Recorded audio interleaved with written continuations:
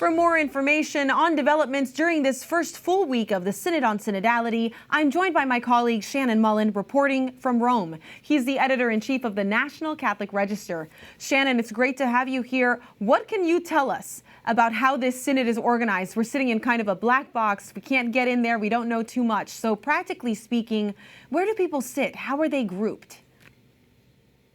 Yeah, so a lot of our viewers will recognize the Paul VI Hall, where the Synod delegates are meeting. That's also the place where the Holy Father has his Wednesday audiences.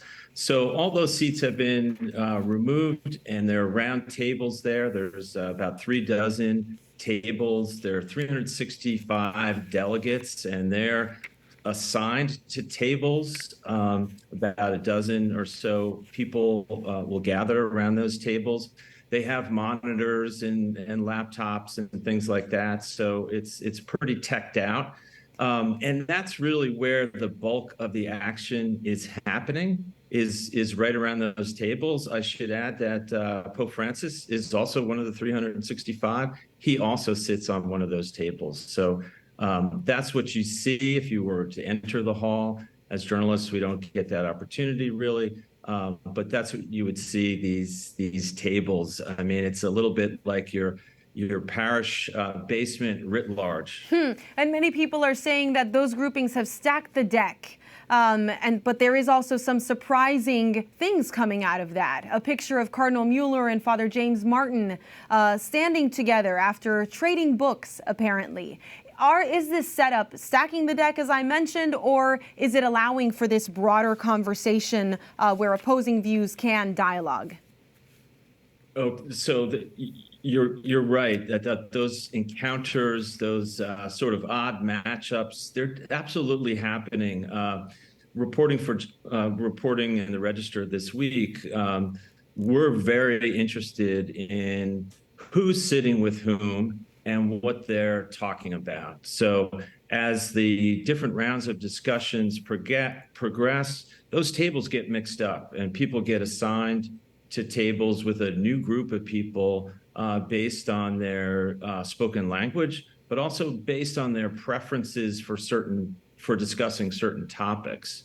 So journalists, we're not told what the makeup of these tables are. We're not told what individual tables are talking about. That's obviously really key to this whole process.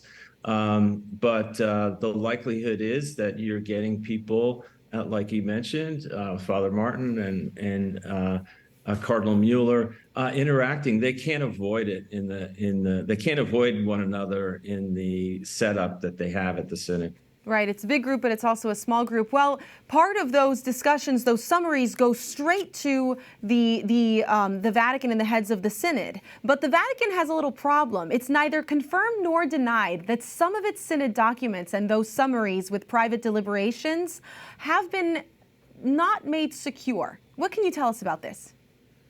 Yeah, there's really been three major big news events at the Synod so far. The first happened even before it started. That was the dubia, the questions to the Pope and his responses to these cardinals. The second was Israel, right? Hamas's horrific attack on Israel. The third is the media blackout, really, because you have all these journalists here. They're wanting really kind of basic information, like who's sitting with whom, not necessarily what they're discussing.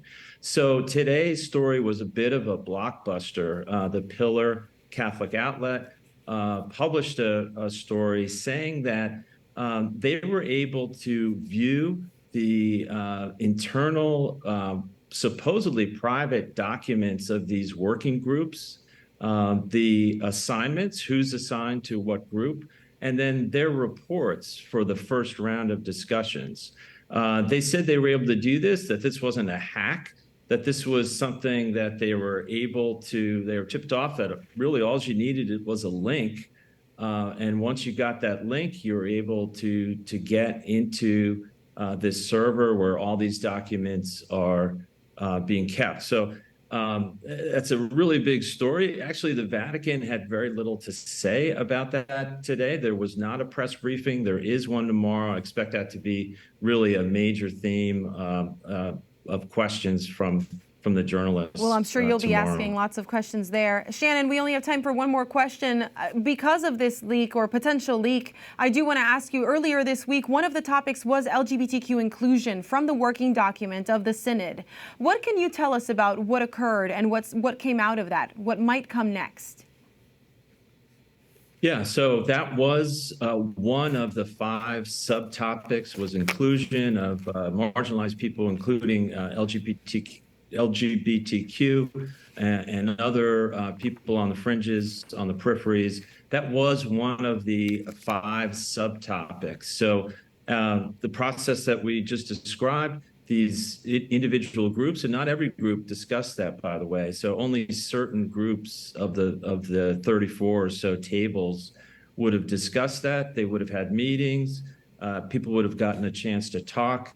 And then at the end of the day, at the end of that cycle, they produce a report, sort of the consensus of the table. And then those reports get shared with the larger General Assembly, and there's an opportunity for the larger group to weigh in on some of what the reports say, and then they go back to their tables. There's a lot of time spent at these tables, and they sort of finalize their final reports, which really they're very important. I mean, I know there's a lot of them, but they're very important because they're going to shape the final summary document that's going to come out of this month's Synod.